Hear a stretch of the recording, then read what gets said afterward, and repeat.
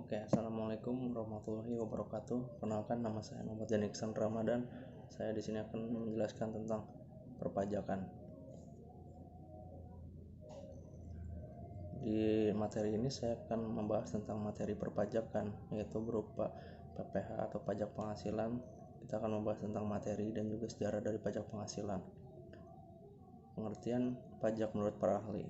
Pertama itu menurut Profesor Dr. PJ Adriani, pajak adalah iuran kepada negara yang dapat dipaksakan yang terhutang oleh yang wajib pajak membayarnya menurut peraturan-peraturannya dengan tidak mendapat prestasi kembali yang langsung dapat ditunjuk, dan yang digunanya adalah untuk membiayai pengeluaran-pengeluaran umum berhubung dengan tugas negara untuk menyelenggarakan pemerintahan. Kedua itu menurut Profesor Dr. Ahmad Sumirto, pajak adalah iuran kas kepada negara yang berdasarkan undang-undang dengan tiada mendapat jasa atau timbal yang langsung dapat ditunjukkan dan dapat digunakan untuk membayar pengeluaran umum suatu negara. Kemudian ada fungsi pajak. Fungsi pajak ada dua, yaitu fungsi budgeter dan juga reguler. Fungsi budgeter adalah fungsi pajak di sektor publik, merupakan alat atau sumber untuk memasukkan uang dari masyarakat ke negara, ke kas negara. Fungsi reguler adalah fungsi pajak yang dipergunakan untuk mengatur atau untuk mencapai tujuan tertentu di bidang ekonomi, politik, sosial, budaya, pertahanan, dan keamanan. Kemudian ada macam-macam pajak, ada retribusi, ada sumbangan, ada penerimaan negara bukan pajak atau bukan yang berasal dari pajak. Kemudian ada reformasi pajak. Reformasi pajak itu dasar dilakukannya itu awalnya penerimaan negara sudah tidak mungkin lagi hanya mengandalkan penerimaan dari sektor migas atau minyak bumi dan gas alam. Tujuannya itu pertama menegakkan kemandirian pembiayaan pembangunan nasional, yang kedua itu menggali segenap potensi pajak, kemudian ada meningkatkan penerimaan negara yang dapat memajukan perpajakan tapi bukan dari sumber migas. Kemudian hasil reformasinya itu ada 3 poin. Yang pertama itu ada terjadinya perubahan perundang-undangan perpajakan, yang kedua adalah terjadinya perubahan sistem yang diterapkan di Indonesia, yaitu awalnya dari official assessment system menjadi self assessment system. Ini didukung oleh withholding system. Yang ketiga itu terjadinya reorganisasi di tubuh Direktorat Jenderal Perpajakan yang ada di Indonesia. Asas pemungutan pajak itu ada 4, ada equality, ada convenience, dan juga ada certainty, dan juga yang terakhir ada asas ekonomi. Teori pemungutan pajak ada 5.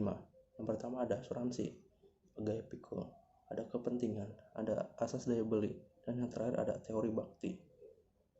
Sistem pemungutan pajak ada 3, ada self assessment system, yaitu suatu pemungutan pajak di mana wajib pajak menetapkan sendiri jumlah pajak yang tertuang sesuai dengan ketentuan peraturan perundang-undangan perpajakan. Dalam sistem pemungutan ini, kegiatan pemungutan pajak diletakkan kepada aktivitas masyarakat wajib pajak sendiri. Official assessment system, suatu pemungutan pajak di mana aparatur pajak menetapkan jumlah pajak yang tertuang dari wajib pajak. Dalam sistem ini, inisiatif dan kegiatan dalam menghitung dan menetapkan pajak sepenuhnya berada pada aparatur pajak sendiri. Kemudian terakhir ada withholding, yaitu suatu sistem pemungutan pajak di mana perhitungan pemungutan dan pembayaran pajak serta pelaporan pajak dipercayakan kepada pihak ketiga seperti badan-badan tertentu. Contohnya di Indonesia yaitu seperti badan keuangan dan lain sebagainya. Setelah itu ada stelsel pemungutan pajak, ada 3, yaitu ada stelsel real yang merupakan cara pengenaan pajak yang didasarkan pada keadaan sesungguhnya atau nyata yang diperoleh dari dalam suatu tahun pajak. Kemudian ada stelsel fiktif, itu merupakan cara pengenaan pajak yang didasarkan atas suatu anggapan fiksi, dan anggapan tersebut tergantung pada ketentuan bunyi undang-undang itu sendiri.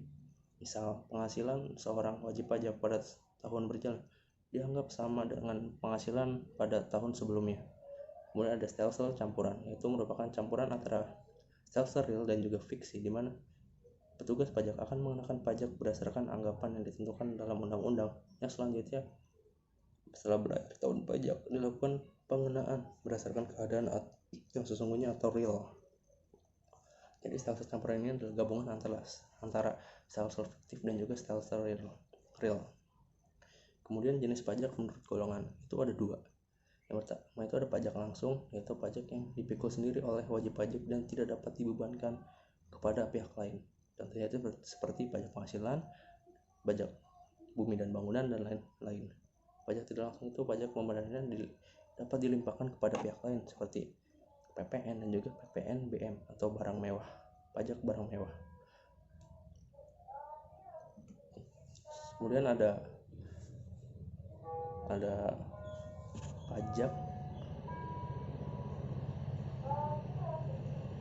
menurut sifat. Pajak menurut sifat itu ada 2. Yang pertama itu ada pajak subjektif dan objektif. Subjektif itu pajak yang memperhatikan pertama-tama keadaan subjek pajak, baru kemudian ditentukan pajaknya berapa.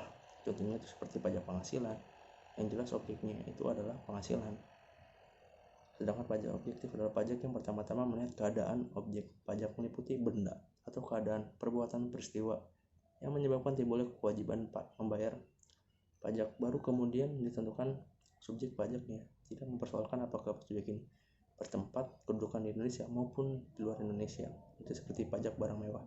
Kemudian pajak menurut pemungut itu ada 2, ada pusat dan daerah. Pusat itu dipungut oleh pemerintah pusat, sedangkan daerah dipungut oleh pemerintah provinsi atau kabupaten dan kota. Kemudian tarif pajak itu ada tarif tetap dan juga proporsional. Tarif tetap itu berupa seperti BH Materai atau BM ya singkatannya. Harganya tetap yaitu 6.000 dan 3.000. Sekarang ada yang terbaru yaitu 10.000. Tarif proporsional itu tarif presentasi tetap, misalnya tarif PPN, kemudian PBB dan lain sebagainya. Kemudian ada namanya tarif progresif yang ketiga. Nah, kemudian timbul utang pajak.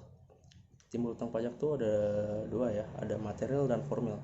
Material itu timbulnya utang pajak, yaitu saat diundangkan undang-undang pajak serta telah dipenuhinya syarat subjektif dan objektif dari utang pajak tersebut.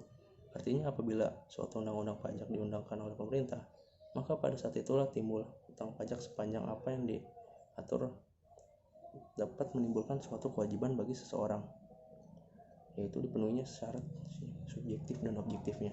Sedangkan formil itu timbulnya utang pajak terjadi saat dikeluarkannya surat ketetapan pajak oleh pemerintah. Artinya bahwa seseorang atau badan diketahui mempunyai utang pajak saat pemerintah atau petugas pajak menerbitkan surat ketetapan pajak atas namanya. Surat besarnya pajak yang tertuang atau terutang. Kemudian hapusnya utang pajak. Hapusnya utang pajak itu ada pembayaran, daluarsa, kompensasi, pembebasan, penghapusan, dan juga pengecualian pajak. Oke, kita masuk ke sejarah perpajakan penghasil atau sejarah PPH.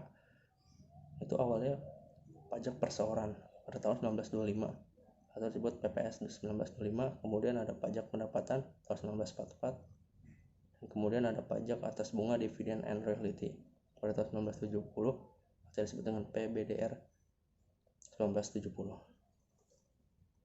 Ini sejarah singkatnya. Kemudian ada pengertian penghasilan. Penghasilan adalah setiap tambahan kemampuan ekonomis yang diterima atau diperoleh wajib pajak, baik berasal dari Indonesia maupun dari luar Indonesia, yang dapat dipakai untuk konsumsi dan menambah kekayaan wajib pajak atau yang bersangkutan dengan nama dan dalam bentuk apapun itu. Kemudian objek pajak. Objek pajak itu penghasilan, yaitu setiap tambahan kemampuan ekonomis yang diterima atau diperoleh oleh WP atau wajib pajak, baik yang berasal dari Indonesia maupun dari luar Indonesia, yang dapat dikonsumsi atau menambah kekayaan yang bersangkutan dalam hal apapun. Kemudian di sini ada perbedaan objek pajak dan bukan objek pajak. Objek pajak itu ada dividen, royalti, sewa, sedangkan bukan objek pajak itu dapat berupa bantuan, sumbangan, dan warisan. Oke, sekian dari presentasi saya. Mohon maaf bila ada kesalahan dan kekurangan, mohon dimaafkan. Assalamualaikum warahmatullahi wabarakatuh.